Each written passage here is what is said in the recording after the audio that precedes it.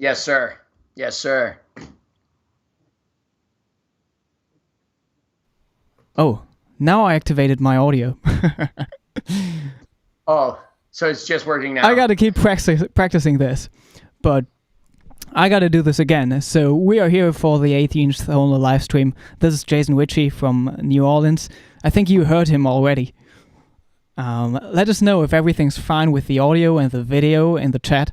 There are already like a lot of questions coming in, so Oh, good, good. waiting for a lot of answers from you, Jason. I'll do my best. You're the master, man. I'm just trying to do my best. So I would say that you are, for those who don't know, one of the most influential players, like for the young generation of harmonica players. I mean, I stumbled upon your playing, watching that harmonica caprice of you playing that at some festival in the Netherlands, I think. Yeah, Moulin Rouge. Yeah, Moulin. Exactly. Yeah. Yeah, yeah. That was a game changer for me. Also, like my brother is the biggest fan of your playing and your singing.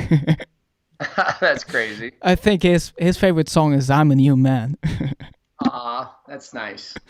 I remember a video where you were playing that song at some venue in Germany, actually, and like usually you play a solo in second position over that, but you didn't have the right harmonica with you, and then you played something beautiful in 12th.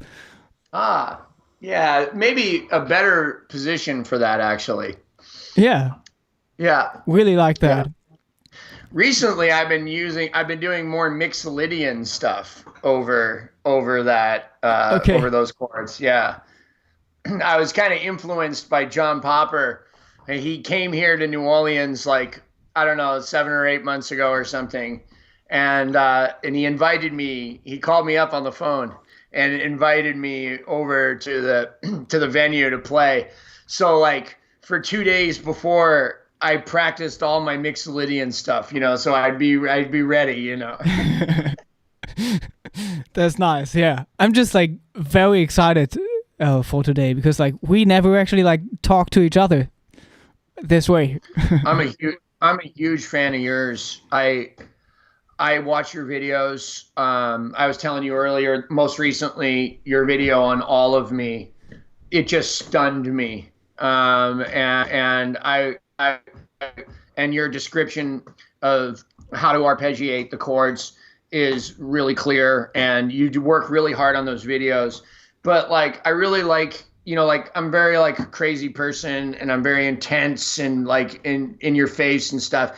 And I really like how you're not like that. Okay. Like I like how calm you are, and but you can still see like so much enthusiasm for the music, that it's just I think they're the perfect videos. Like I wish I could make videos like yours. I'm just too Nice. crazy. Yeah, I'm trying to do like more of these videos. Like sometimes it's like hard to do it. I don't know. Like you know how it is. Yeah, yeah, But I yeah, I do. just remember like so much stuff. I remember like being on holidays with my family and listening to your album "Done with the Devil," Mm-hmm. and everybody was outside and they were like swimming in the pool and stuff, and Yeah. I was just sitting on my bed and was like just practicing all that stuff. That's great. Didn't That's see like amazing. any sunlight at all, and And everybody now was mad at me.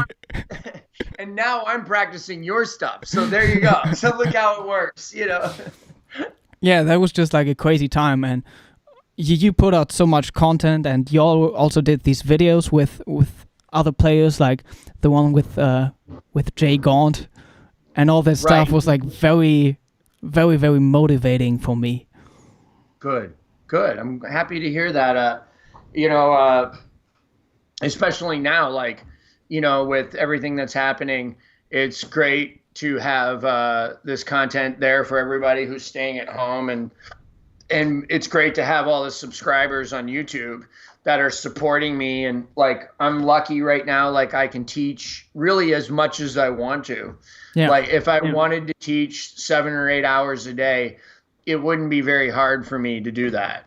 I just don't. I don't want to work that hard. I'm lazy. Yeah. Yeah. So thank you so much for your time. Like, you could have given like 300 lessons within this hour. So I included your PayPal me link in the description box below. So to everyone who's watching this, I consider to. Yeah. Go ahead. Sorry. To send a tip. Yeah. Yeah, just tip responsibly. Like, be careful. You never know what's coming in the future. So be careful. I'll be okay. Yeah. We lost a lot of work, like tours, and we have all this money tied up in CDs and airplane tickets that won't happen, now. Exactly. And, but we're okay though. We're surviving good. We're doing a good job. And thanks for having me on the show. Yeah. Yeah. So we don't know what's happening when we'll play again. I don't know. I've gigs that get canceled like in June already and stuff. Right. So. Right. Yep. We didn't know what's happening. No, we had a July cancel 2 days ago. Yeah. Mm-hmm. But there are other people who have it worse, and we are lucky to do this live stream. I agree. I agree entirely. Yeah.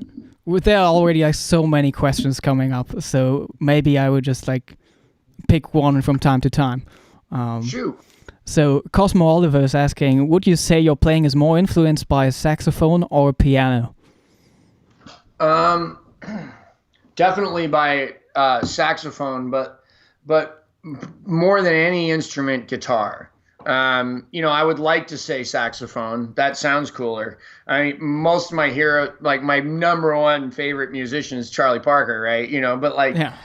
But the truth is, like, I got influenced by Pat Ramsey, and Pat is definitely influenced by guitar players, and especially Johnny Winter, but also like you can hear Albert King licks and stuff. And I got all of this kind of stuff, like, and all of this like jumping from the sixth note, like. Oh yeah. I know sax players do it all the time, but like all this, like.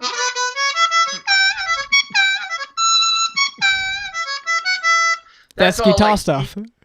Yeah, it's B.B. King stuff. It's like, I just like listen to a lot of B.B. King, and I don't even want to say I listen to a lot of it.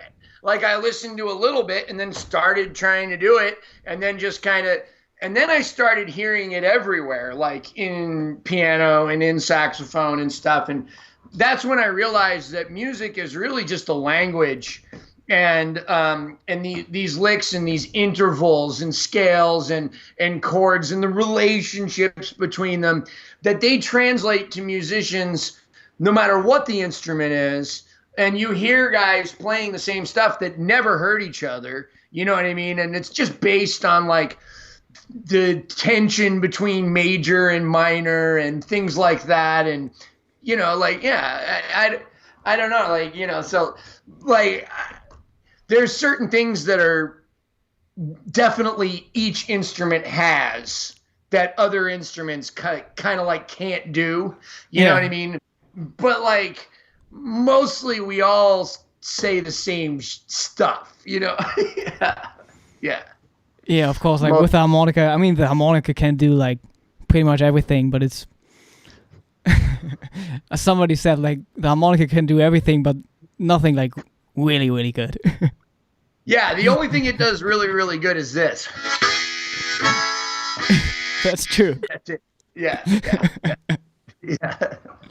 That was so interesting when Howard Levy was here in Hamburg. He visited the music school here and gave a workshop and stuff. And actually, one of the teachers used to be on tour with him, and he came to the workshop, and then they played like giant steps in like 10/8 or something. Mm-hmm. And that was just crazy. And the drummer, I forgot his name, but he said it's all about intent and attitude. Like everything he did, it was crazy. I really enjoyed it. Like usually I wouldn't enjoy listening to such a weird version of that song. But he was playing like so few notes with so much intent and attitude. It was beautiful. I don't think I've seen very many musicians, period, as good as Howard. Like, I don't care whether he's playing piano or harmonica or whatever. Yeah. And I was lucky enough to work with him for a little while on a tour. Like, I've never studied with Howard or anything. As a matter of fact, like back in the early 2000s, I wrote him emails, trying to move to Chicago to study with him. And he told me no. But finally, I ended up with Mark Hummel on a tour with Howard. And, while everybody's like eating food or doing other stuff, we won't say what, he was practicing, for like an hour before the show, like nonstop, like in the green, right before the show, warming up. And, that like taught me a lesson that like, no matter how good you are, you should always warm up and do your best to put your focus towards what you're going to do. And, I don't always do that, but like, that's what, that's the lesson anyway, yeah. So true. Yeah. US Grant is asking, how often do you practice and how often did you practice when you first started playing? That's a really well-phrased question because he's kind of almost answering the question for me a little bit, which is great. First of all, thank you for the question. When I initially got into harmonica, I didn't practice very much. But then when I got serious about it, like around the age of like 18 or 19 or so, like, because I started when I was 14. And I'd probably practice like a half hour a week or an hour a week or something like that. And then when I was 18 or 19 and I heard Little Walter and Sonny Boy and Alan Wilson and all those guys, it started to escalate. Sometimes 12, 13 hours in every day. Yeah. Mostly just playing and rewinding and attempting to reproduce songs, and then, not just learning them, but being able to play them by myself without the music. You know what I mean? Like, so not with the record, but like, and then like that went on for like, I don't know, 6 or 8 years of me playing. That's like a long time. Right. And then like, cause see what happened was in 1995, I heard Pat Ramsey.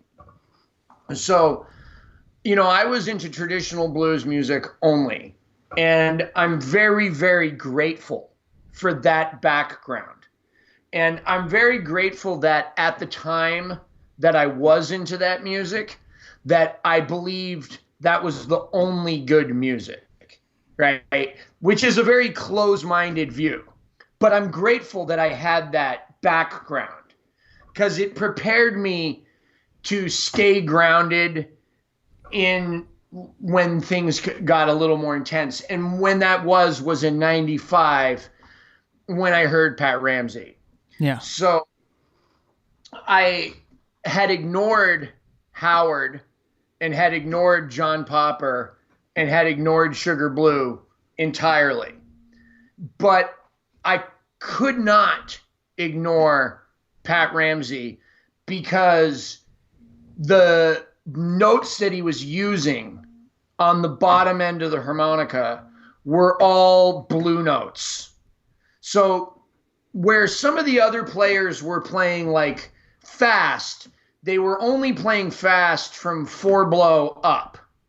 And there was a lot of Mixolydian stuff, or they're playing it in third position, and there's a lot of this, right, like that kind of stuff. All that John Popper stuff, yeah.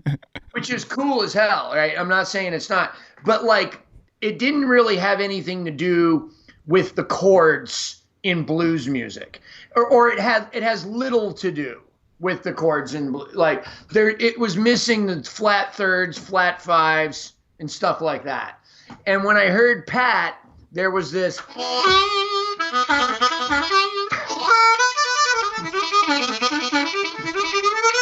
Right, and all that kind of stuff. Yeah. And I knew right away that like something was going on with this particular musician that was important, like emotionally and technically, and technically had nothing to do with the harmonica. Okay, it had to do with music, and I could hear for the first time scales. Now, even though Pat didn't really know what those scales were really, okay, it's sound you were hearing.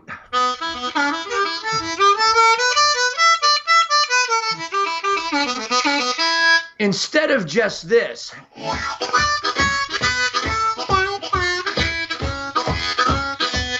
Right, which is fine, right? Like it's fine, but like I had heard a lot of that. And like Butterfield had some of that blues scale pentatonic influence, but like this guy was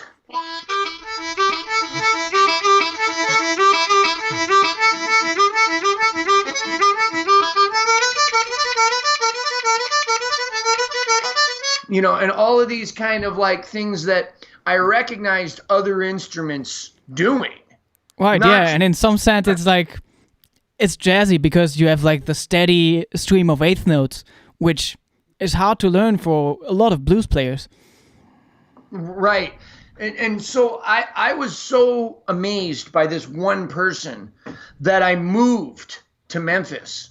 I just took all the things that I had, because back then there was no internet. Pat didn't have any CDs out. The only recording of him at all was from Johnny Winter that I knew of at that. I mean, now you can find like Crosscut Saw and old Pat Ramsey stuff, but back then you couldn't find any of that stuff unless you had like new people who had cassette tapes of it or something. Yeah. And like, and I didn't. So like, and when I first met Pat and heard this, nobody told me that he played with Johnny Winter. So I just moved there, and he had 2 gigs a week at this club. So one gig was an open mic that he hosted. And then the next night, that was Tuesday. And then on Wednesday, it was at the Blues City Cafe on Beale Street in Memphis. And then the Wednesday night was his band. So I would go Tuesday naturally to hear Pat, but also to play myself. And Billy Gibson was there. And Billy Gibson was also, like me, was like a little Walter guy that had been influenced by Pat. And he was about the same age as me. But we weren't competitive at the time.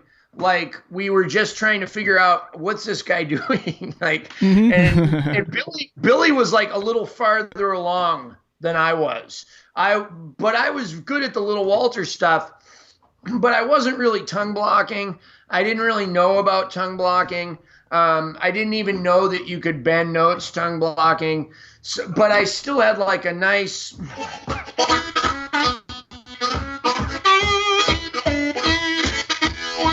that it's like a fake tongue block sound, right? Like right. I still had that kind of vibe. But at that time I was also practicing Pat like 6 to 8 hours a day.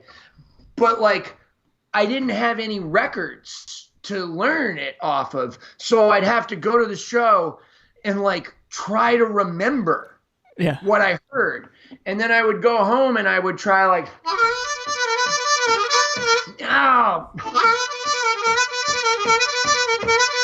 and I go, yeah, that's one. He did that. And then I'd go, and then I'd mess up. I'd go like, and I go, oh, wait a minute, that's another one he did. And then I'd go,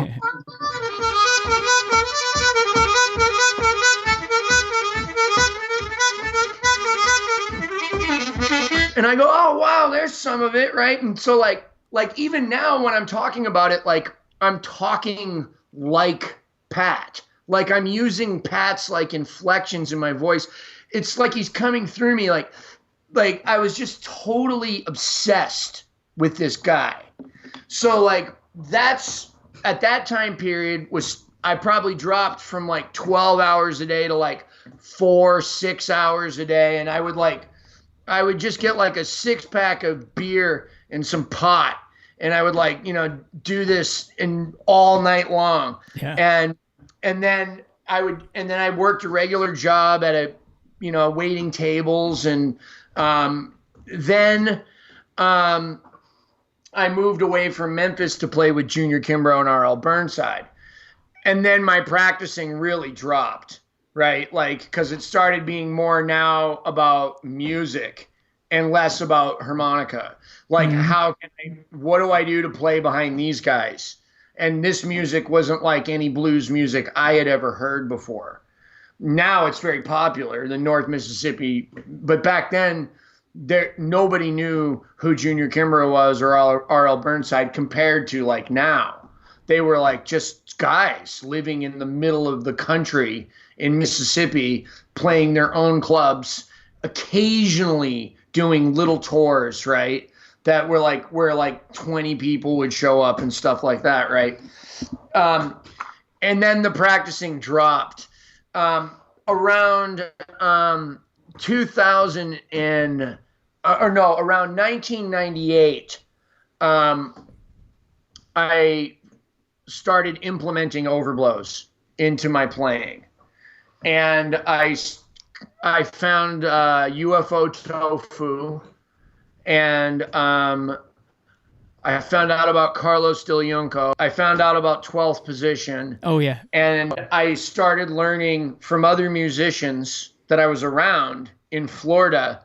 I started learning about scales, and I started learning that every time the band changes chords, that there are new things that I can do on that chord that sound different than the different things that I can do on that chord that I can't really do on the other chord. And so I started treating chord changes like key changes and learning like some arpeggio stuff, but mostly like very like primitive like interpretations of chords. So like I would go, oh, on the one chord in cross harp, I can play the blues scale. And then I'd go, oh, on the 4 chord, the band's in A, it's an E harmonica. The band's in A on the 4 chord. Hey, that means, oh, shucks. Are you there? I'm here, yeah. Check 1, 2. 1, 2. Test 1, 2. 1, 2. Oh, you back? Okay. I think so, yeah. Okay. So, and then I'd go, oh, when the band moves to the 4 chord, maybe I should try some first position licks. Maybe it'll work, right? So, like, I started going, like, really simple, like...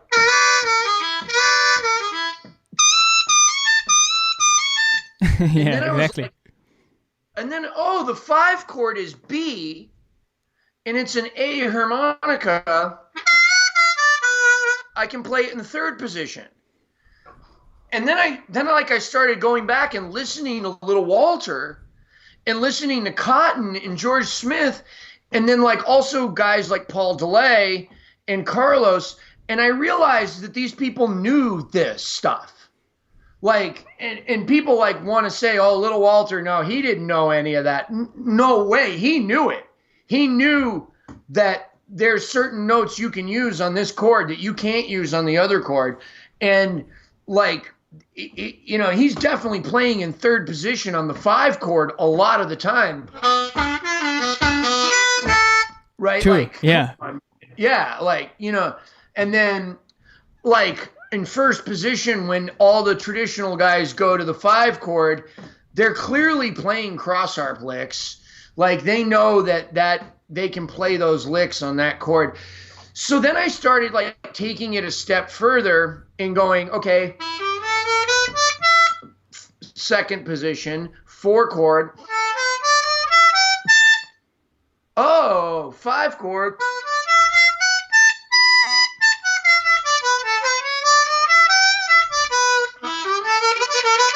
Right, and then I started like you hear like on slow blueses of me, you hear me doing that. Like, so like, yeah. That's also so important in like guiding the listener through the song. Like, otherwise you can't really like follow along as easily as a listener. I mean, if just the band like cut it out of your playing and you play solo over this, people would know, oh, this is that song, or oh, he's playing over these chords, or right. So, and then I like learned like how to like do scale intervals.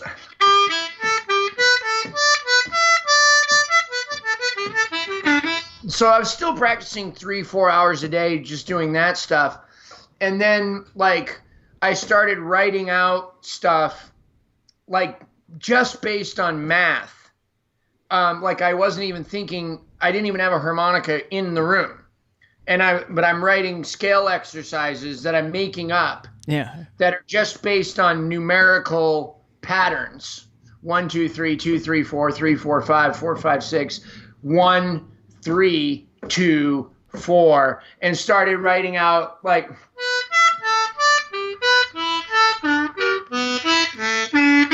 and stuff like that.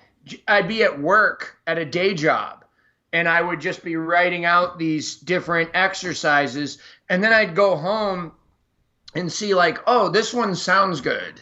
Like this one's, oh, I hear this one in like Jitterbug Waltz. Boot up, boot up, boot up, boot up. Oh yeah, this one's in Somewhere Over the Rainbow, and this one's in that, and this one's in there. And I was like, wow, this is how music gets written.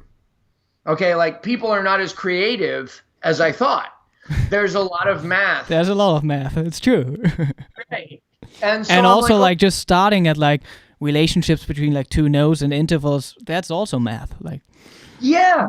And the thing is like I really like enjoyed the way that it was making me improvise. Like I was starting to like not sound like Pat Ramsey anymore and not sound like Junior Wells, and I couldn't help but sound like Jason, like no matter what. And like there was still influence of Pat, there's still influence of Little Walter, Butterfield, Junior Wells, all of that stuff. No problem. But like I was never like, when I sit down to play music, I was never thinking about those people ever. Right. And like sometimes people like today, like somebody wrote on Modern Blues Harmonica on the forum, like I put up a video and somebody wrote, oh, I guess you've been listening to a lot of Carlos Del Junco. And the answer is no. Like I love Carlos, but me and Carlos have been listening to the same thing, which is the mathematics of music.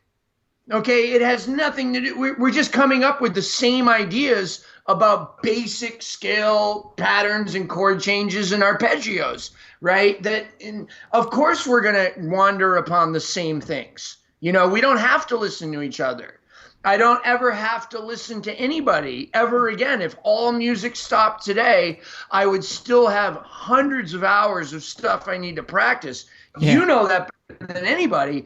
I mean, you're going into like harmonic things that I've never even thought about. Like the stuff that you're doing with harmony is a step above, like notes that relate to notes that, you know, I'm like, oh my God, Konstantin. Like I watch your videos and I have to rewind and like stop myself and go, okay, don't get frustrated. Like, you know, you can get this, Jay. Like that's what happens when I watch your videos, you know?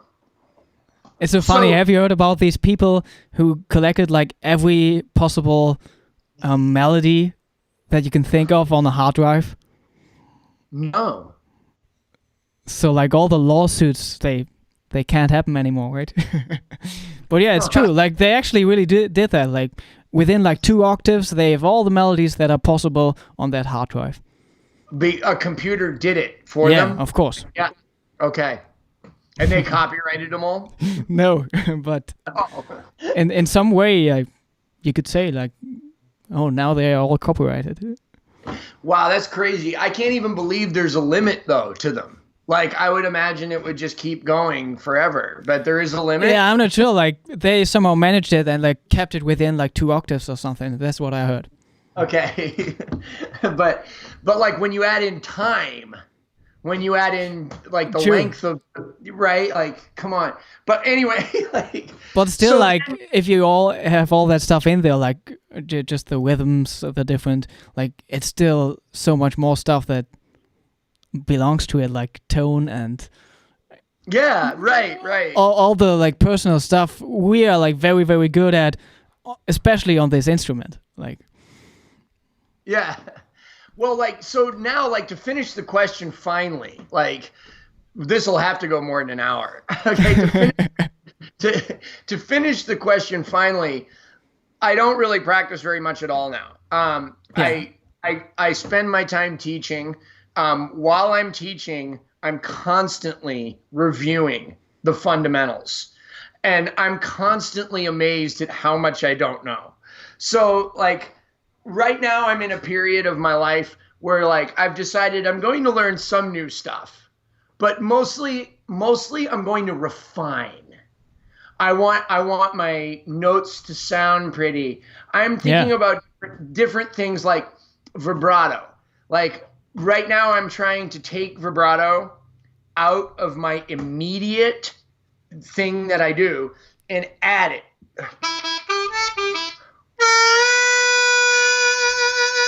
And then put the vibrato. Not like starting with it directly.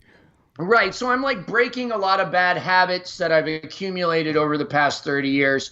I want my overblows to sound pretty.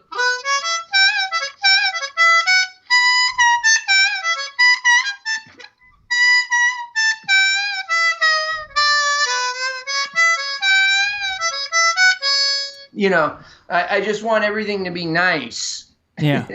And like, that was like with Pat, the same thing. Like, Pat never learned anything new, ever. But he was constantly refining and making everything beautiful. Yeah. And when I listen to him now, I'm still like, oh, he's still a better harmonica player than I am. You know what I mean? Like I don't care if like when I listen to Pat and I listen to Howard, I don't think Howard's better necessarily. Like, technically, sure. Yeah, like, he blows Pat out of the water, like, no question. But like, who are my favorite harmonica players to listen to? Like, I don't know, like Taj Mahal, like this is one of my favorites. Pat, you know, like, I don't know, Little Walter still, like Howard still, but like, you know, it just depends. It depends on what mood I'm in, you know. Yeah, that's so true. Okay. Also, like, one of the very few things I actually learned, like, at music school, like, I always had, like, the first lessons just, like, with pianists and stuff. And they told me, well, why are you starting out every note with vibrato? Like, you gotta stop doing this if you want to play Charlie Parker and stuff. Yeah. So that's also what I learned, like, just starting out the note, like, without vibrato and then adding it. Right. And, like, another thing I'm doing now is, like, trying not to end phrases on root notes. So I'm trying to end. These are big exercises. Yeah. Right. And it's very hard as a blues player. It's very hard to stop that, you know. And like, one of the things that amazes me about Howard is, you know, like, I'll be listening to him and I'll go, oh, wow, I wonder what position that's in. Like, thinking, oh, that's in 11th position, or that's 9th position or something, or, you know, 5th, or, and then it's in cross. And it's just because, like, he's not ending on root notes. Yeah. And yeah. So there are more questions. Robert Davis is asking, what are some ways to incorporate overblows for players who want to start using their newfound ability? That's a good one. Sure. I'm sure you'd agree with me. You know, start with, okay, like, whatever music you're into, find the notes that are overblows that you're missing, that you're already using in the bottom octave. Okay, so if you're in second position and you're in the blues like I am, the first note that's going to bother you that is not there is the flat third. Yeah. So that's just the thing with, like,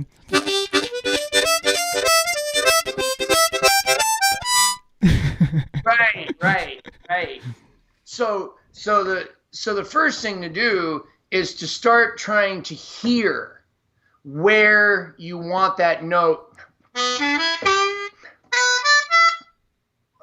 you know, and imagining, because I think it's more important to hear the note that you want than it is to develop the physical ability to make it. Oh yeah, that's so true. Yeah, I think that hearing it allows you to make it through the frustrating process of figuring out.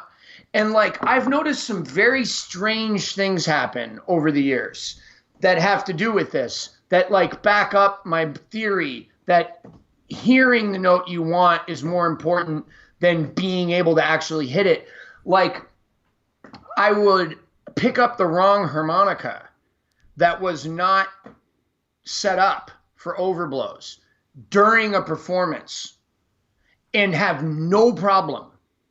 I would play the whole solo perfectly, like it was a custom harmonica. Yeah. And then after the solo was over, I knew something was wrong, but I wasn't sure. And I would look down at the harmonica and it would be the wrong one. And then like, if I tried to do it again, like knowing that the harmonica was bad, then I would have a hard time. So there's a psychological element of, oh, this note, this harmonica is not supposed to do this, that makes you think that you can't do it. Or these notes only blow, these notes only draw, these notes only bend, right? So the first thing is to take your licks from the bottom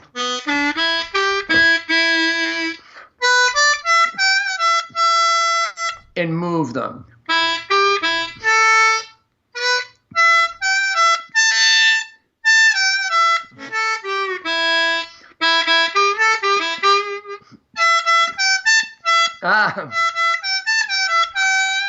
Right? Yeah. And just start doing that.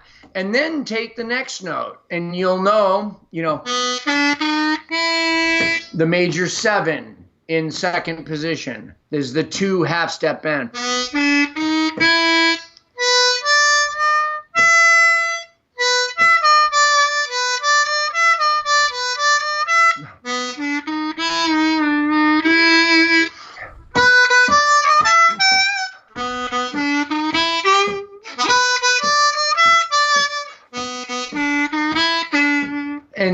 And see if you can play new music and then in real time jump to the next octave without ever having practiced it before and do it.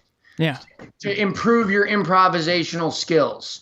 So like the second thing that comes to my mind is that also like rhythm is like way stronger and way more important than melody. Yes. Like that's what I always show to my students. Like I just start a backing track and then I play a solo over that with the right harmonica, with all the right notes, like with bad rhythm. And then I pick up the other harmonica like a half step below or something. And I just play like a very rhythmically coherent solo. And that's wow. More musical than the other version. Amazing. Yep. That's a great thing to show people. So yeah. And then you just, I don't use all the overblows. I don't use one overblow. Yeah. And the reason is I'm still a blues rock player in my heart. And I like to be able to blow one hard. I like to dig in. Yeah. I want to be able to play. I want to play the bottom end of the harmonica. Right. I want to be able to do that. And if I set up, for like N harmonic notes, like the 2 overblow and the 3 overblow to get the same note a different way or something like that. Yeah. It's a compromise. Yeah. Yeah. I can't play Little Walter and enjoy myself. I'm not like Stevie Ray Vaughan, but I like the idea of Stevie Ray Vaughan that like the strings are far off the fretboard and they're big and it's kind of hard to play, but it sounds big and it sounds good. So like, you know, I love Thelonious Monk. I love jazz music. So I leave my middle octave, which doesn't ever sound good when you blow hard up there anyway. You know what I mean? You don't want to blow hard on 4 blow, 5 blow, 6 blow anyway. Doesn't make it sound any better. No. So you know, I play hard, pretty hard from 1, 2, and 3. The faster I play, the softer I'm playing. So like, you know, when I'm playing all that, I'm not playing hard at all, even though it's the bottom. It's just like very little air, like more like here, and it's supported from here, from down there. Right. So, exactly. So then like, but then when I move up to the 4-hole, it gets even softer, and I'm learning now that I need to get even softer as I get from 7 to 10, you know, like I'm still working on that now. Like I still play too hard in the top octave, you know, I do. Yeah. Okay. Nice. That's that question, I think. Yeah. Gregory is asking, why don't you visit Europe more often in general, not during this lockdown? Okay. Yeah. The reason is we can't find a booking agent that's interested in booking me. Yeah. And I know that the fans and the people are saying, we want to see Jason Ricci. And every time that I've been to Europe, okay, I've had good crowds and good people. But the agents in Europe don't think that I am very marketable. And that's a fact. They don't. Okay. They like more established, traditional blues players. Okay, and there are some exceptions like Walter Trout and Papa Chubby, but they are exceptions to the rule. Okay, most white American blues bands have a difficult time getting over to Europe. That's one reason. The other reason is that there has been behavior on my part, okay, that is questionable, okay, that has made me somebody that is risky to invest money into. Okay. And there are people that are rightfully concerned that I might not get on the plane. Okay. All right. Like not now, like, but in the past, I've been in trouble. I've been to jail. I've had issues with drugs and alcohol. I've had issues with mental health and being institutionalized for bipolar disorder, suicide attempts, these kinds of things. All of this translates to my business. Yeah. And people, and I believe very much in being open about these subjects so that people know not only where my music is coming from, but also like if they're at home suffering with bipolar disorder, if they're at home suffering with addiction, that it's possible to get better. So I'm not going to pretend like I don't have these problems so I can make money. Because I only have one life to live. And I've decided that this life is not just about money. Okay. Yes, that's part of it. I need to take care of Kate and the kid and the cat and my band. Okay. But there are more important things in the world than money and more important things in the world than music. And those things are what we play music about. Yeah. Okay. So that's the other reason.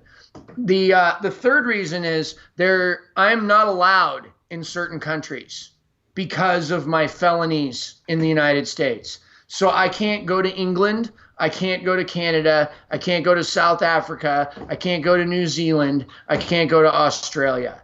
Any province of the Queen. Okay. By law, I'm not allowed to. So that's the answer.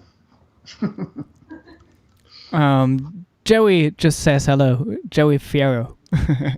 Jerry's the best, man. That guy's an incredible player. Oh, yeah. He sent me a CD. I'm really looking forward to listening to it. Oh, my God. He's so smooth. He's so smooth. Yeah. Really, really good. Yeah. There's Goran, probably from Croatia. Oh, man, you two are tip off the top, but as a tongue block player, I can't do almost nothing like you. I don't even overblow. You are great. Oh, it's not a question.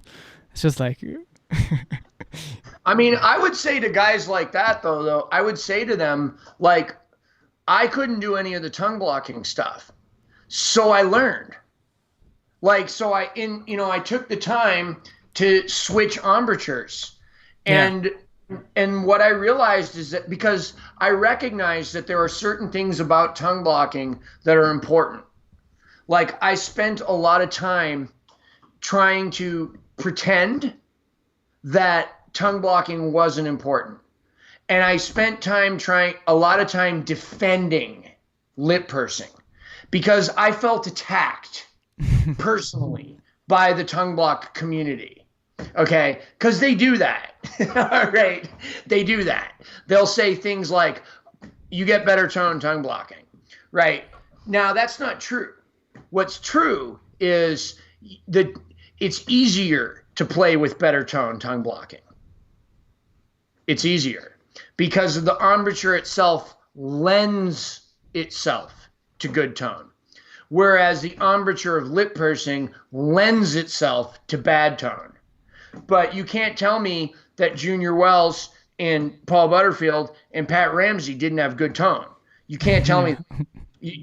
I won't listen to you because I have ears of my own. And I also don't believe Little Walter was 100% tongue blocking at all. I don't believe it. I don't care what anybody says. And I didn't believe it about Kim Wilson. And they all told me Kim Wilson's 100% tongue blocker. And then Kim Wilson did the interview with David Barrett. And he came out and said, "I just learned that you could tongue block bend 3 years ago." All right. So this person that they thought was 100% tongue blocker wasn't.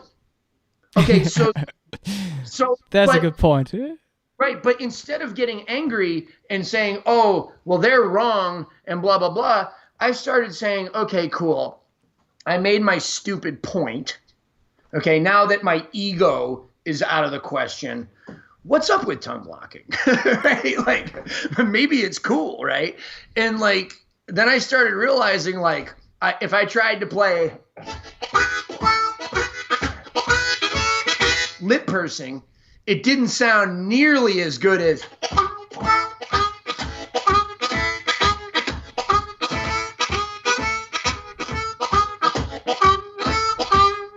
And I was like, okay, it's not about tone. It's about feel. And it's about the way the note sounds. It's not about bigger. It's not about bigger. It's about a vibe, right? And like, how does the embouchure make me play? Like, does it make me like pull things back time-wise?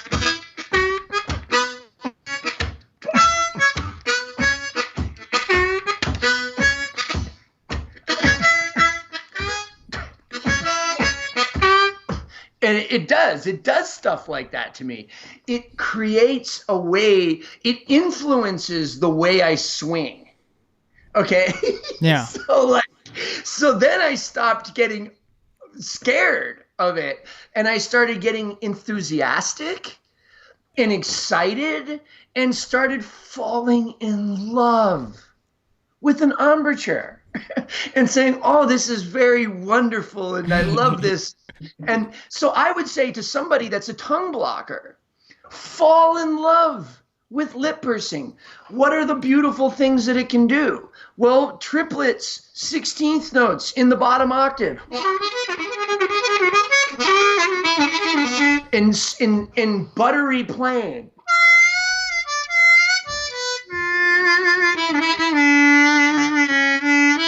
So much stuff, yeah. Right. And also something I showed in my stream earlier, like, you probably play this with lip pursing too, like just, I mean, who would do that tongue blocked? It wouldn't sound good. Right.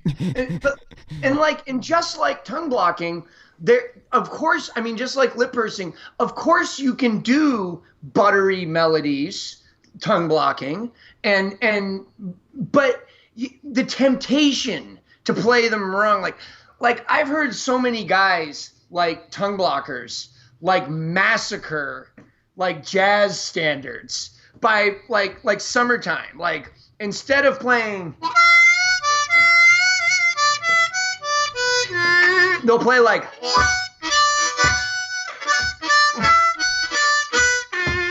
and like, when was the last time you ever heard a singer go Summertime? Yeah. Thing was easy, right? Like, so like, of course you can play Summertime tongue blocking. That's all tongue blocking, right? But it's hard to do that. But the one thing you can do lip pursing besides easier overblows, Dennis overblows tongue blocking. Lots of guys do. Tomlin Leckie has a video about how to do it. I'm a good overblower. I can't do it. I can't do it. I can't even blow bend. I practice it because of Dennis. I mean, of course, I started out with lip pursing, but then I had that like heavy tongue blocking period when I transcribed like everything by Dennis, and everybody said like he's a 100% tongue blocker. So I thought, yeah, I should do that too. Yeah, it's good to do it. But like, I've noticed certain things about like people that are tongue blocking overblows, and that's that their notes are oftentimes like not in pitch, and like you just have more control over the pitch also with lip pursing. I think so, but the primary thing is staccato, okay, that you get at this. I mean, that's the primary thing.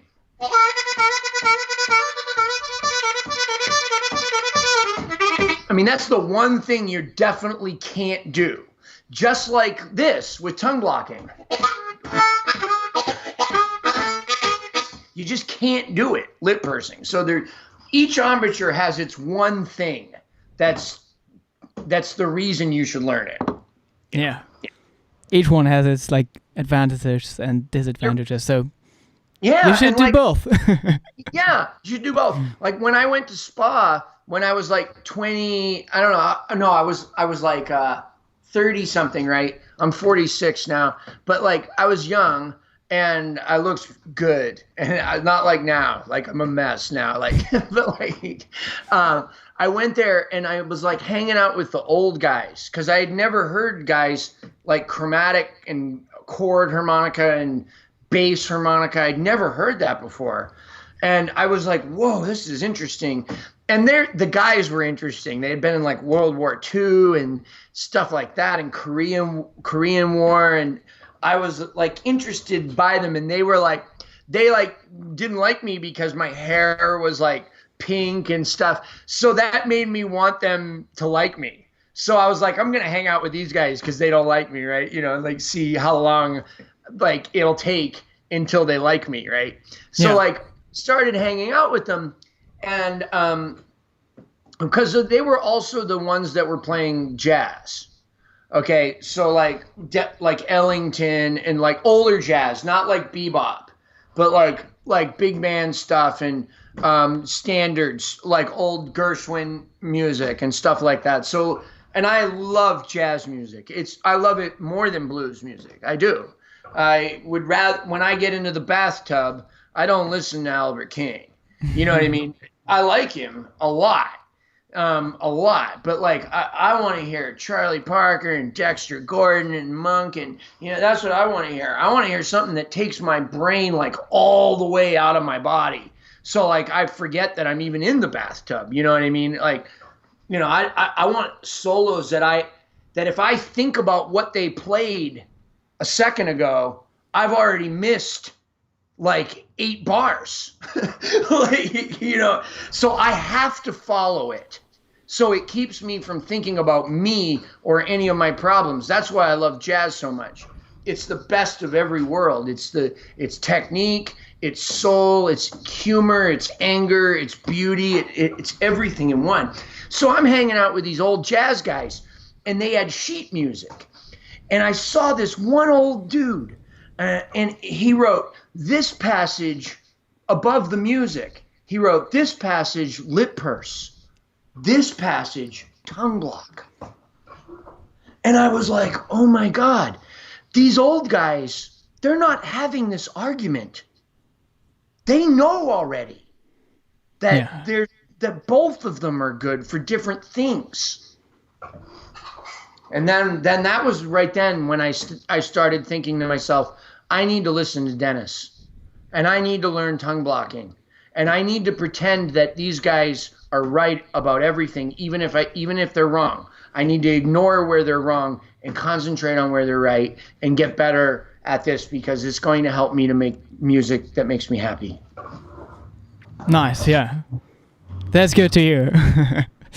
There are some quick questions too. Let me know in the chat. There's like some like rhythmic noise coming from you. Maybe I gotta recall you in a minute. I would like to do this with you. I would like to be on the other side of this. We'll have to have you on my YouTube channel. Oh yeah, I mean, we can do this. We have time. You'll have to teach me though. Philip Durs is asking, how many cats do you have? Oh, just one, but it's only because my wife won't let me get another cat. Oh, okay. Because not because she doesn't like cats, because she loves the one cat so much that she thinks she's in the cat's head, and that the cat doesn't want another cat around. And she might be right. He's definitely like really happy without any other cats. But like, I think he might even be happier with another crazy. We saw this orange cat, and I think God was trying to tell us to get this orange cat, but my wife, she's not having it, Yeah. Okay. Let me know in the chat if there's like still that rhythmic noise. Let me just recall you in a sec. Okay, I'll be right here.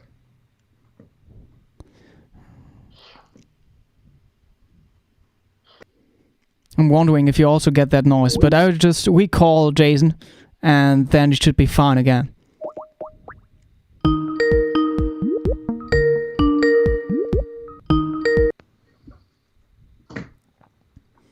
Meow, Switching meow. back? Yeah. Way better than before, yeah. Good. I wish I could get my light to work. Oh, there it goes. Nice, that's better, yeah. Everything's better, yeah. Oops, now I gotta fix it, sorry. There's just so much stuff in the chat, I lost track. Okay. There's Sorry, somebody from Greece. I talk too much is the problem. There's somebody from Greece. So happy to hear Jason telling stories and playing the harmonica. This is priceless. Thank you. That's what he says. Oh no, I gotta scroll up. There's Lucas Martini. Hi Jason, I wish you could talk a little about the harmonica in other musical genres, like musical styles. You experimented with punk rock, etc. Is there a possibility to come back to visit those places musically again? For me, probably I won't. I think we heard the most of the punk that you're going to hear out of me already. Okay. And now I think my next record is going to be maybe traditional blues, with even less overblows and stuff. I really want to record a record like that. There might be some little elements of gypsy. What you're going to hear of me in the future, if we can, a lot of the gigs that I had canceled were gypsy jazz fusion gigs. Oh, nice. Okay. So it's gypsy blues. So there are songs that have a lot of the same changes as gypsy jazz songs, but are simplified to more relate to blues changes. Okay. So that's one thing. Okay. So, but I think other people should continue to put the harmonica into punk music and stuff. I am influenced by certain, like, kind of punkier artists still. Like, one of them is Dax Riggs, who's a Fat Possum artist, or was, I don't know what label he's on now, but he was in the band Acid Bath, and he's incredible. And I wish that I had spent more time for a little while I was writing some music that was like almost like metal music, Wow, or yeah. like kind of like Danzig. So it wasn't really punk. It was more polished than punk, but it was very dark, and I was using a lot of changes, like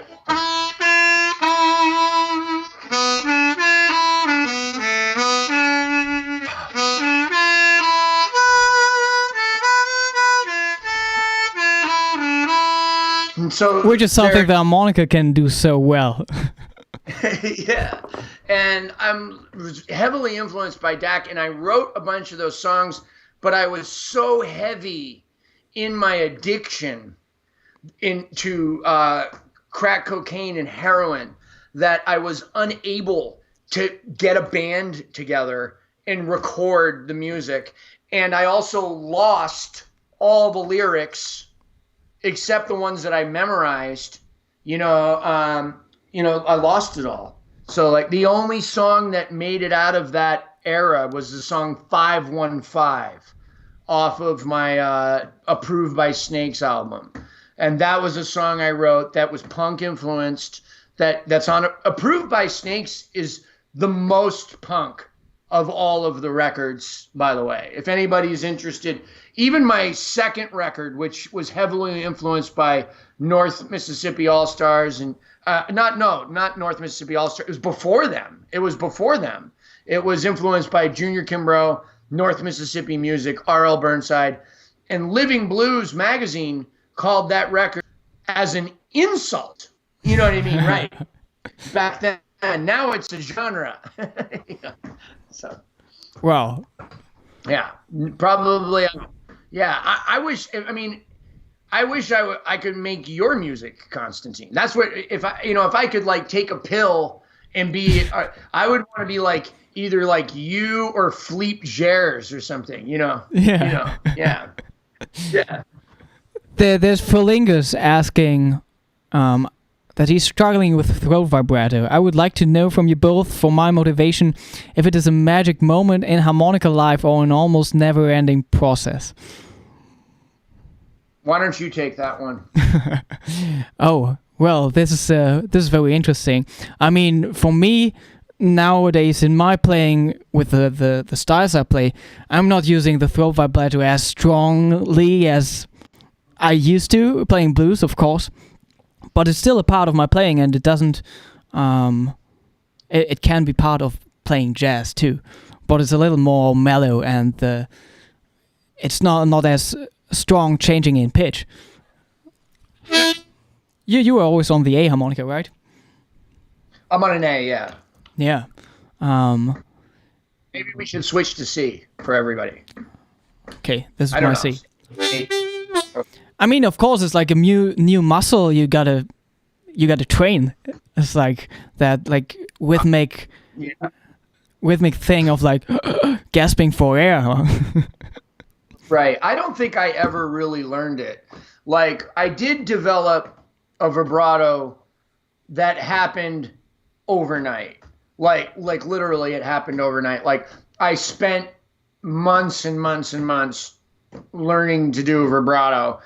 And the only thing I got out of it was like the Big Walter vibrato or the George Smith, which is a very like nervous kind of, I mean, it doesn't have to be, but it's like a, and I was able to slow it down a little. Okay.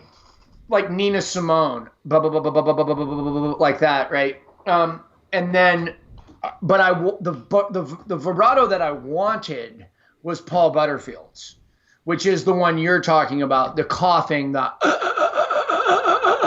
yeah, and for which you probably got to know how to bend, because like vibrato is about the change of pitch.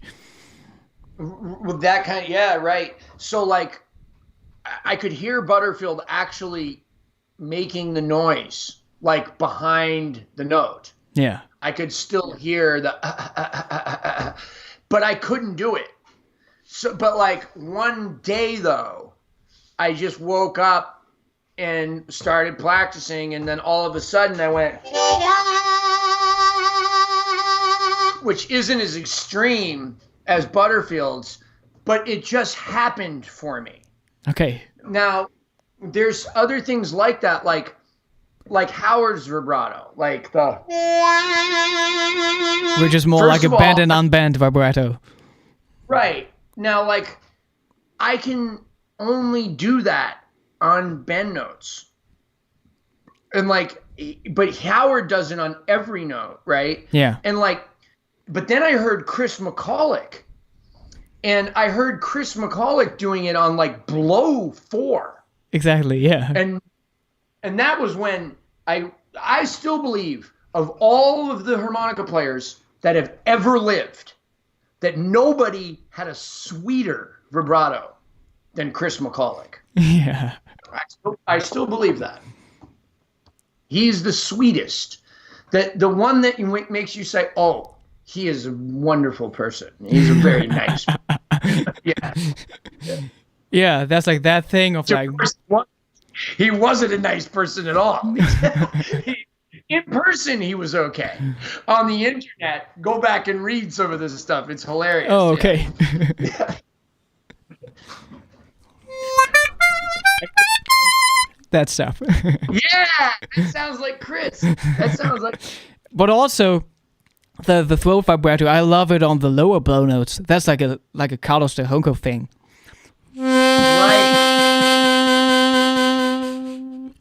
Right. I mean, that's like pretty much like every last song of a Carlos de Junco record is like a beautiful ballad in 12th position. Like. Right. You know, the one I wish I could do was Ben Webster.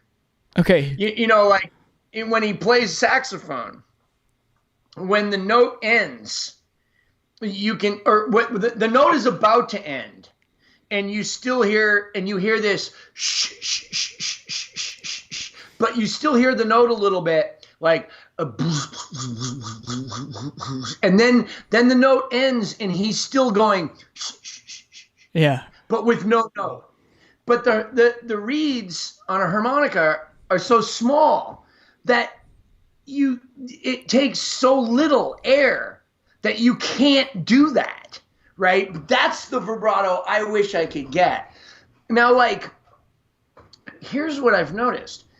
Like, if you use really bad harmonicas on recordings, you can get a vibrato that's similar to that, like on bend 3 and stuff, like a... Because I don't have a bad harmonica here, unfortunately. Oh, yeah. I know what you mean. Yeah, but you get that like Ben Webster kind of sound out of the harmonica, right? Like, to me, like, my favorite vibrato is Ben Webster, #1, and then Billie Holiday after that, and like then probably Pat Ramsey. But Chris is the best. I don't know. Howard's great. Everybody's, I don't know. There's so many. Yeah. But for me, Butterfield, as much as I love Butterfield, and he's, you know, definitely one of my favorite harmonica players, to me, that vibrato now, it's too much. It's too much for me. I don't want that amount of noise in my music anymore. Like, when I was young, I thought it was great. But like, now that I'm a little older, I still appreciate it when Butter does it. But like, I don't want that in my music, you know. Yeah, I remember when I had to record like some harmonica for a movie, and that had to be done like in like 2 days or something, and I needed a low F harmonica for that, but I didn't have it with me. So I had to go to the store, and the only harmonica they had was like a Seidel blues session, so I had to buy a Seidel blues session for that. Yeah. Well, I play I play every harmonica now. I work for Blue Moon Harmonicas. So I work for a distributor, not a company. Yeah. I was with Hohner for a while, and it was great. And I was with Suzuki for a while, and it was great. And then I started talking to Tom, and the thing is I really love marine bands. I do. I like the way the thin reeds are. Yeah, but me too. It depends on the song. And I like manjis too. And I didn't want to have to lie to a company and own harmonicas and play with them that were not real. Like that, if I wanted to play a marine band, I wanted to be able to play a marine band. So I switched to endorse another company. I mean, a distributor that was selling everything. And I'm so much happier now because I can play whatever I want. And I only play Suzuki and Hohner right now. But I love Hohner harmonicas. And when my wife was like, "Oh, you're going to be on a Hohner broadcast? Why are you going to do that?" I'm like, good question. Because I love the harps. They're great. Yeah. Oh, there's a nice comment by MP Harp Sax. Does this really have to end? That means I will have to practice or clean the house. Yeah, I don't have to end. I'll keep going. Yeah. Sanskrit songbook. There's so many questions. I would just throw all of them at you yet. Which is a good way, or what is a good way to approach the overdraws? Okay, Michael Peliquin, who is an amazingly underrated harmonica player. Now, he's an independent artist, never been on a record label except as a session musician for various other artists. He told me the key. I couldn't do it. And he told me, he goes, it's like, oh, no. Michael Peliquin was the first one I heard do the overdraw. And he bent it. He went down the blues scale in second position and bent the overdraw. Ah. Jeez, Jason. And I said, holy Christmas, that sounds really good. And then I called up Chris McCulloch and I said, Chris, I heard Michael Peliquin overdraw.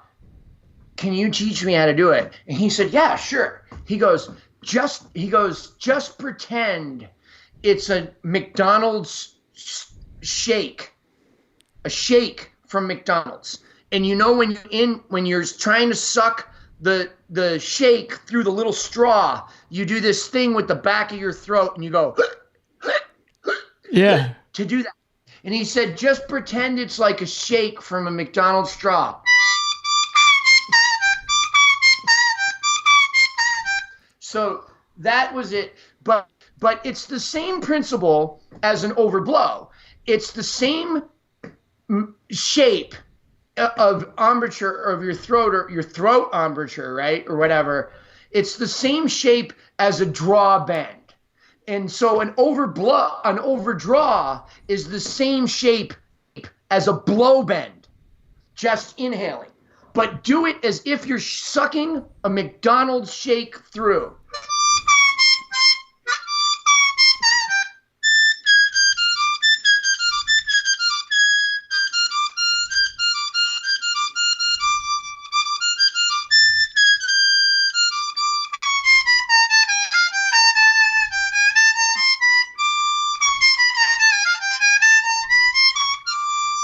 And you'll get it. No problem.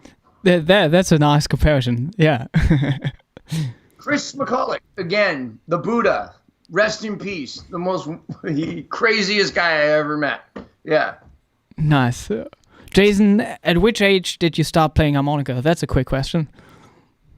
I got one when I was 6, but I all I did was chords. That's all I did.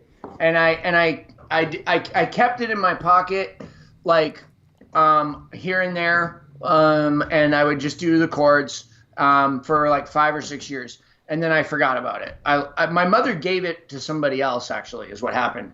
It was a Marine band, and it was a Marine band in a tin Marine band case, so it was pre-war, and I've never seen another tin Marine band case. Have you? I haven't. No, that's true. Yeah. No, amazing. So then I started at 14 getting taking lessons about it. You know, like where I learned how to play the major scale. I learned harmonica from a guy who is a music teacher. He teaches guitar, and his name was Dave Daniels in Maine. And I was a guitar student, and I found out that he taught harmonica. And so one day I said, can we have a harmonica lesson instead of a guitar lesson next time? And he said, sure. And so the first thing he taught me was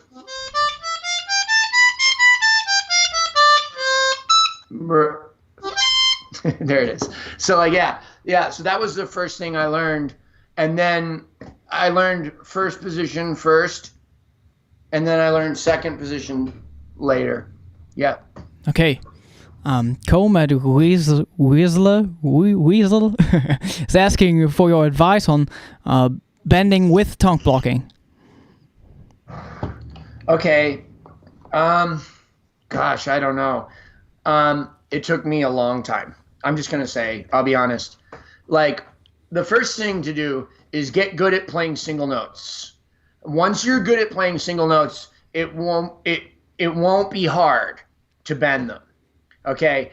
I do believe that I was already bending lip pursing the way that I bend tongue blocking on the 3 draw. Oh, there okay. was something about that note. Yeah. Like I would go. So you already did it like puckering, but further back in your mouth. I'm puckering, but I'm pulling from the back of my throat. Yeah. Because I was getting more accurate. Because lip pursing, it's so easy to bend that it's almost too easy. So like it's like I applied a handicap intentionally so that I could get the minor third accurately. But I was only using it on that note. And so the first note that I was able to bend tongue blocking was the 3. Yeah. So all I had to do was get good at going. And then I was able to immediately, like the first day,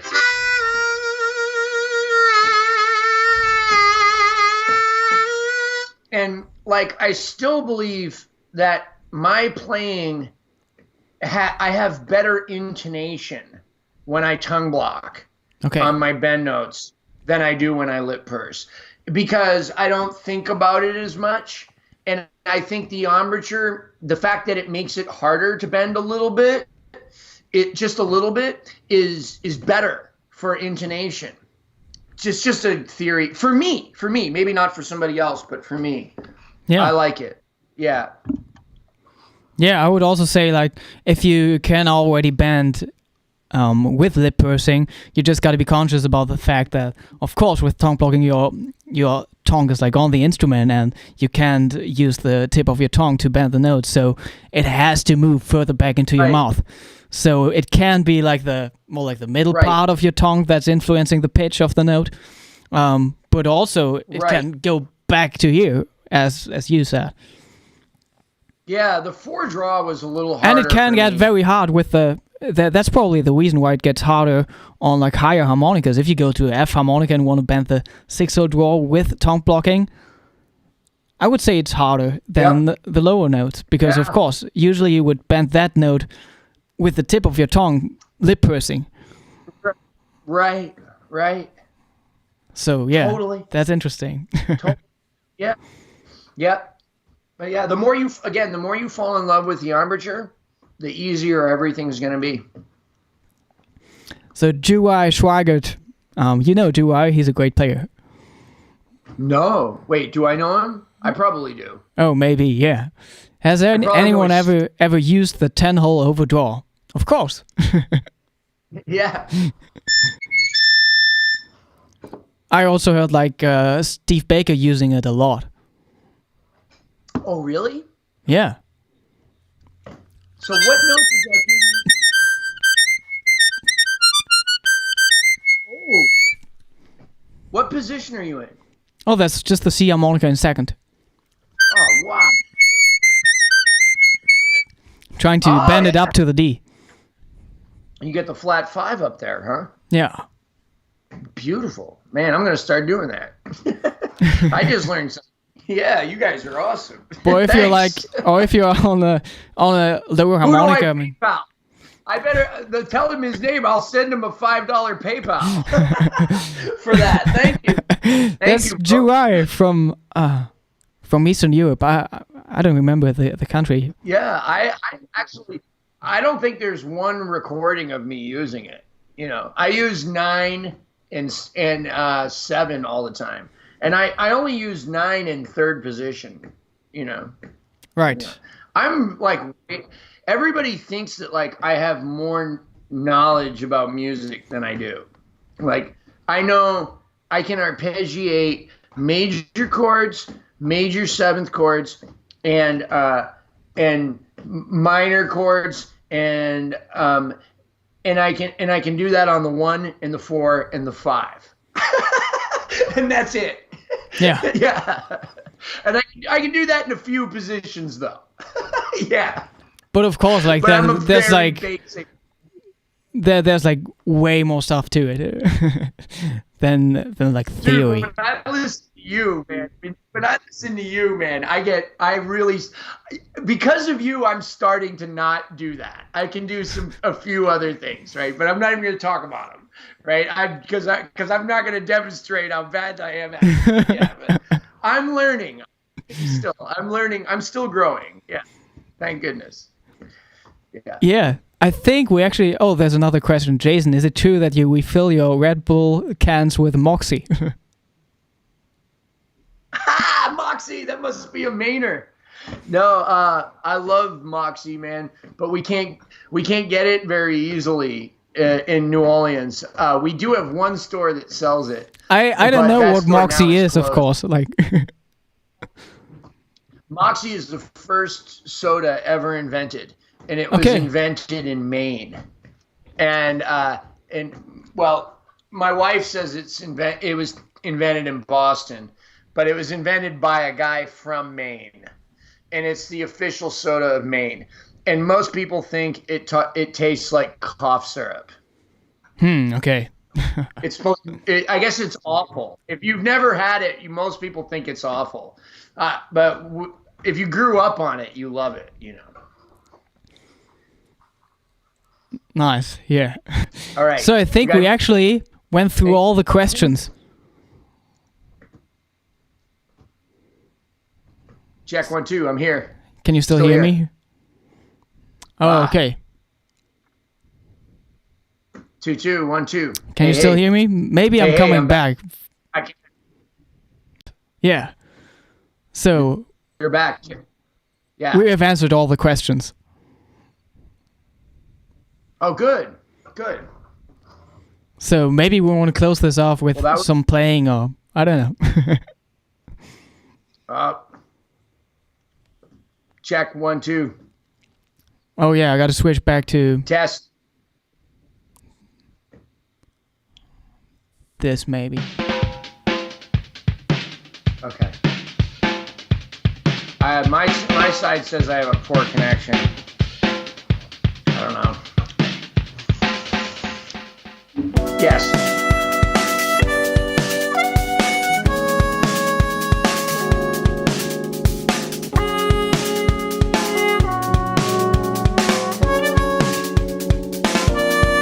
Oh, good.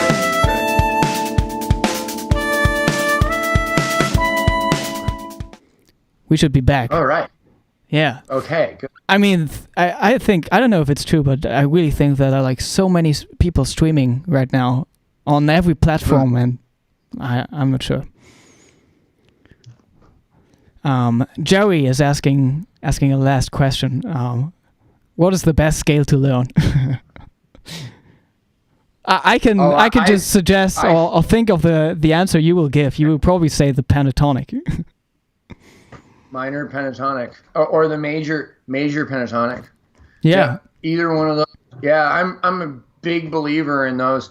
I mean, I think like the way they lay out, like the shape of them, and it's so much better for the exercises than the way they sound better than like if you like than the blues scale. Like I don't like the way.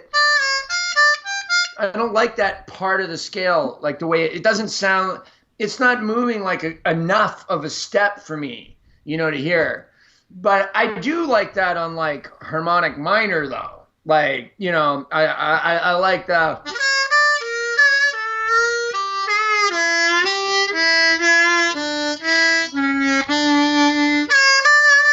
Yeah.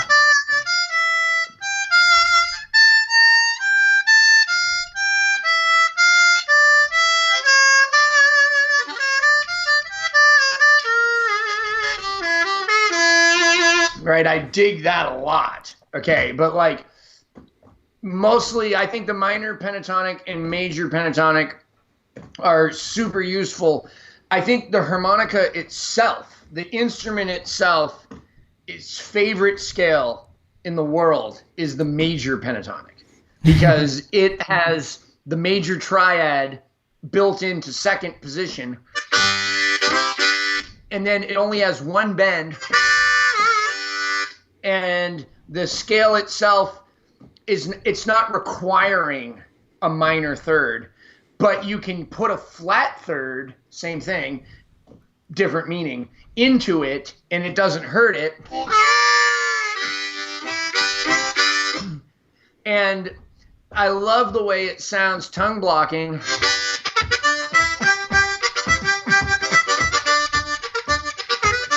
That's kind of a Taj kind of approach to it, Taj is a huge influence for major pentatonic stuff, but like, and also I live in Louisiana, so like, even though Taj is not from Louisiana, the music's heavily influenced by Creole.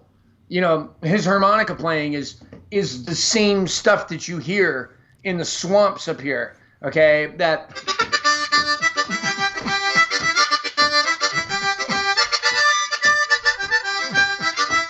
It's that accordion influenced, and that right. So like major pentatonic. And it's not only that; it's also like for the major pentatonic, it's all that like bluegrassy, bluesy stuff, right? Yeah, it's just. All that stuff. And there's an example of where lip pursing is great too. Like, go try to play Charlie McCoy tongue blocked. Yeah. Good luck. Yeah. Not gonna happen. Not gonna sound like that. You're not gonna sound like that. Yeah. If you like that sound, yeah. So, but yeah, I just think it's really pretty. I like all the little up top. All the notes are right next to each other, so you can get all the.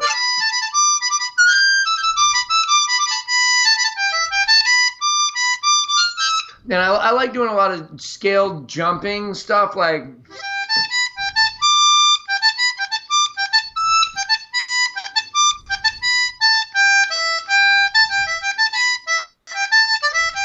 Yeah, that's what I do with what I would do with every scale, like just always jumping back to the root note so you can hear the next note of the scale always in relationship to the root note, because that's what it's all about. Right. Right. Yeah. Doesn't matter how big the jump is. Right. Right. Yeah. It's but in actual playing, I don't usually go very far. I'll go up 2 or 3, and then go back down. You know what I mean? Because I'm not trying to sound like Paganini. You know what I mean? Not that there's anything wrong with that, but yeah. Great. Joey says, "Coach, tell him it's Coach." Oh, that's my man. That's Zaf. That's Zaf. That's the coach in West Virginia. Okay. Yeah. That's my main man. That's my main man. Yeah. He takes care of me, man. He makes sure that I'm okay all the time, no matter what it is. I think he's in Florida now. Yeah. Also, people from Brazil here. But yeah. Oh man, Brazil's happening right now. So many good players. So many young players. Yeah. You heard Octavio Castro? Of course, I did. Unbelievable. Yeah. Yeah, there's just a very, very big community, and they are just exchanging They're killing it. They're killing it. They got the best of everything, like down there. They got like the best culture, the best music, the best food, the best doctors and medical and stuff. That I guess the only problem is like, well, I guess there's no.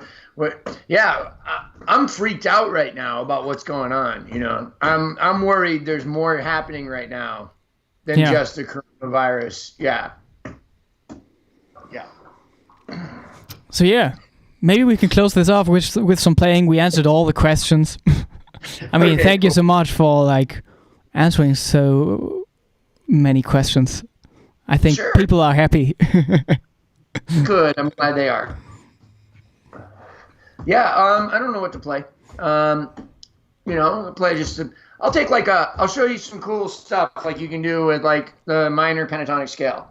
So here's the scale.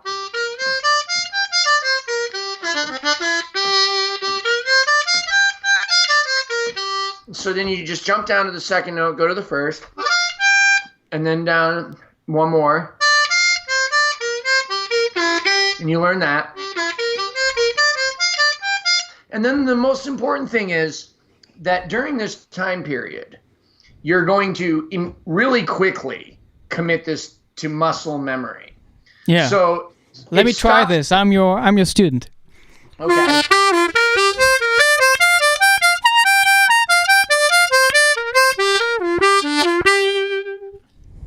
Okay. Yes, you're a quick study. You're a very quick study. What's the next step? So the next step is the problem with committing things to muscle memory is the only thing you're doing is getting it right. And that's not the point of it. The point is to make good music. So important. Not to be able, you don't want to turn scales and scale exercises into licks because that's not what they are. They're not licks. They're ways of moving around the harmonica.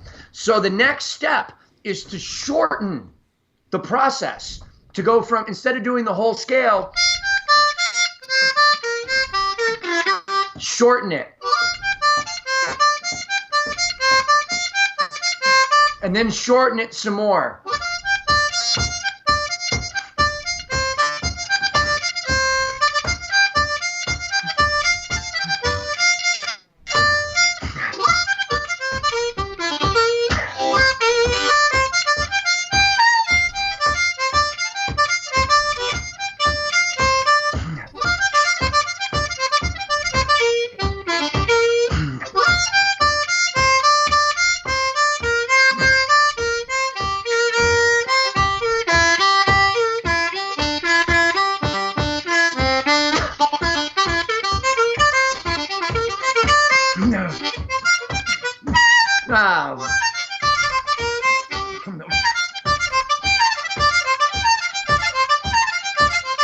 You know, right? See what I'm doing? So like I'm making music that's new to me.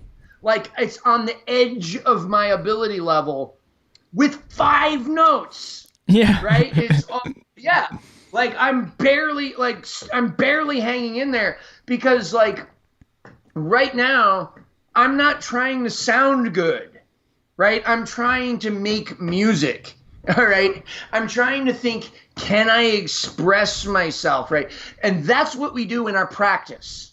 We practice when we go to the gig, we try to sound good. You play it safe. You do what you know you can do and you try to put emotion into it and stuff. But when you're at home, you try to think on your feet.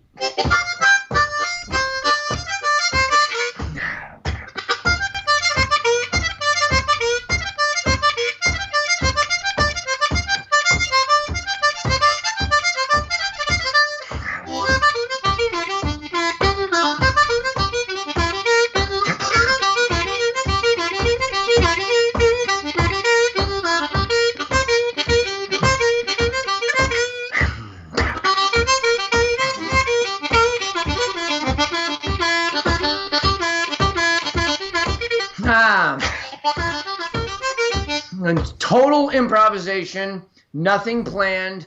Yeah, and it's all about the rhythmic ideas. Right. Like I mean, you can still like stay with the pattern and with the whole scale, but just doing like.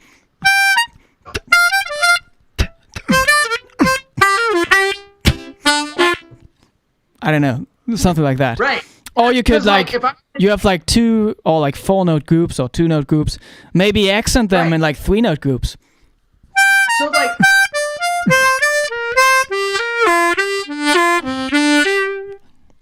That's also something new, like. Right. So like, but like if I wanted to sound good for people, like I would just play stuff I already know. Yeah. I play.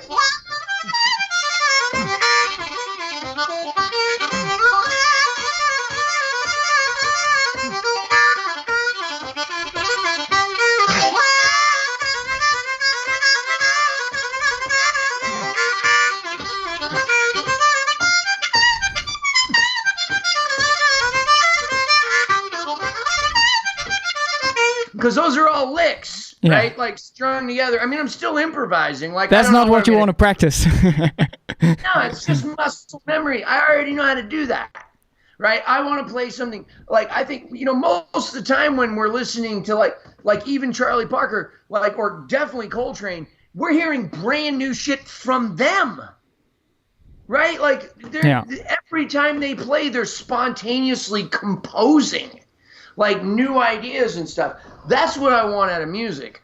I want to constantly be thrilled by music. And like one of the reasons that like jazz is my favorite music, but I'm not a jazz player. The reason is, because I'm still so fascinated with what I can do rhythmically with 5 notes that I can't I can't bring myself to spend too much time studying harmony because I'm still so busy trying to work out like the regular ideas that I've already had, It's crazy. Crazy. Yeah. There's so much music. Yeah. And so much time now. Yeah. Nice. Well, at least you don't have to upload. That's true. So the last questions, I would just answer them real quick and then we can wrap this up. What is the next harmonica after a C for a beginner? I mean, usually you would go for a G harmonica. And what's the best harmonica for overblowing? For my taste, if it's not a custom harmonica, it's a golden melody. What would you say? Yeah, I don't know. Special 20. They're all really good right now. Like every company, like except for like, I'm not so sure about like some of these new ones. Like I don't know about them. I haven't tried like all of them yet. So like, I'm talking about the new companies. Yeah. But like, any Hohner is gonna like a Special 20 Golden Melody. I think the Golden Melody not having the vents, the Special 20 not having the vents, allows you to maybe compress air a little better. But I don't know. I learned on an out-of-the-box marine band in the worst like years of harmonicas, they were horrible. And I somehow figured out how to do it, Then I got Golden Melodies just because that's what Carlos and Howard were using, and then I had no problem on the Suzuki instruments. The Mangis, I don't know. Is it okay to talk about that on the show? Yeah, of course. Like I think like 9 years ago, like my main C instrument was a Manji. Okay, so like Mangis to me are like thicker gauge strings on a guitar. They're a little slower than a Hohner, but there's a resonance that's bigger. If that's what you're looking for. Now, I like both. I love both, but there's something about that's interesting. It is different. It feels different. It does. But I cannot play as fast on a Manji as I can on a Hohner. And that was a big part of the reason I got into Mangis, is I wanted to stop playing so fast. And so I wanted an instrument that actually was going to slow me down a little bit. And it did for a while. For a while, it slowed me down. And then I got used to it. And then I started being able to do everything the same. I think I can. I think that I still think I was playing faster in like 2006 than I can now. Like I can't play as fast as I did then. But I don't want to. Like it was good. I wish I could, but if I practiced that would be all I could do again. You know what I mean? I couldn't practice other stuff that's more valuable to me, you know. Yeah. Okay. Yeah. What was the next? Yeah, you're going to answer the next question. No, that's it. All right, cool, man. No more questions.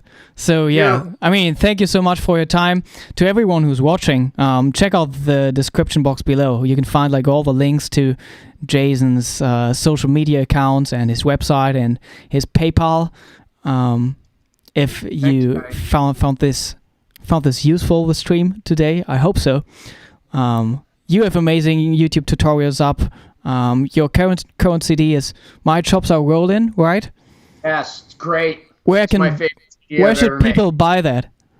They can get it right from the Eller Soul label. So if you just search Eller Soul Jason Ricci, that's ELLERSOUL.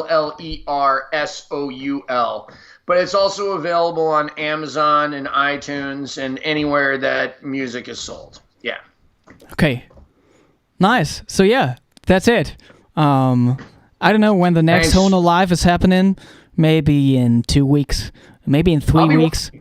Yeah, I'll come and like write stuff to you guys. I'll ask questions. That would be great. Yeah. Yeah, man. So thank you so much for everyone watching. Check out the description below, and hope to see you very soon. Go Saints. Okay, go Saints. Talk to you later. Bye bye. Bye bye.